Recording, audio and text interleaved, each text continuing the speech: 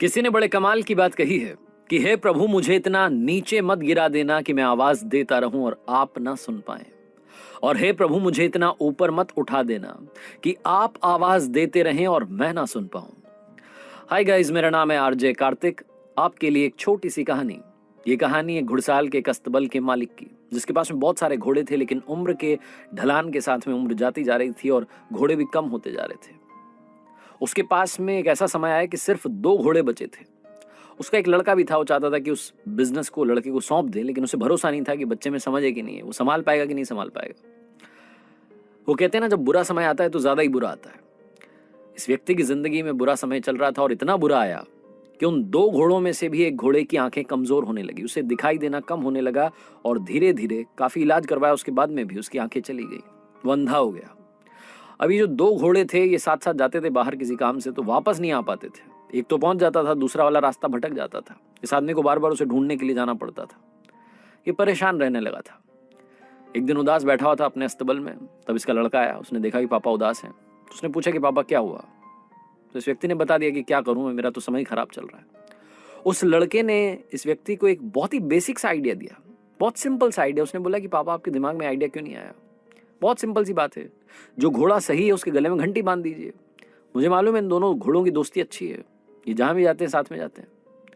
तो ये जब जाएंगे ना बाहर, तो ये जिसको दिखाई नहीं देता है वो घंटी की आवाज सुनकर के रास्ता फॉलो करते करते वापस आ जाएगा। आपको बार बार जाने की जरूरत नहीं है, बार बार परेशान होने की जरूरत नहीं है। ये आदमी सोचने लगा कि इसको ये सिंपल सी बात क्यों नहीं आई दिमाग में। इसने वही किया, जो सही घोड़ा था उसके गले में घंटी बांध दी। जब भी दोनों घोड़े बाहर जाते थे सुरक्षित वापस आ जाते थे।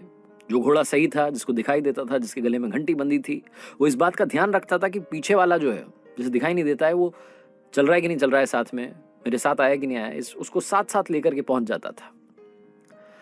1.5-2 महीने तक इस व्यक्ति ने देखा, और जब इसे लगा कि एक्सपेरिमेंट काम कर गया है, तो इसने अपने लड़के को बुलाया और कहा कि सुनो, तुम समझदार हो गए हो, तुम लायक हो इस अस्तबल को संभालने के। और कहने लगा कि जब मैं तुम्हारी एज का था, मेरे पास में बहुत सारे घोड़े थे, ये घुड़साल भरी हुई थी। अब तुम्हारी जिम्मेदारी है कि इस बिजनेस को दोबारा से खड़ा कर दो। तुम्हें आज से ये बिजनेस सौंपता हूं। कहानी तो खत्म हो गई है। छोटी सी कहानी है, लेकिन ये कहानी घुड़साल की, घोड़ों की, घंटी की नहीं है। ये कहानी आपकी और हमारी है। अस्तबल का मालिक यानी कि वो ऊपर वाला, जो हम सब का मालिक है। और ये जो 2 घोड़े हैं ना, ये आप में से और हम में से ही लोग हैं। इस वक्त इस धरती पर ये दोनों घोड़े मौजूद हैं। पहले वो वाले हैं जिनके गले में घंटी बंधी है, जो सही घोड़ा है, जिसका काम है कि पीछे वाले को रास्ता दिखाएं, वो घंटी की आवाज सुनकर के आपके पीछे पीछे वो भी आ जाए। और दूसरे वो वाले हैं जिनको दिखाई देना कम हो गया है, जो इस वक्त उस अंधे घोड़े के किरदार में हैं, जिनको मदद की जरूरत है।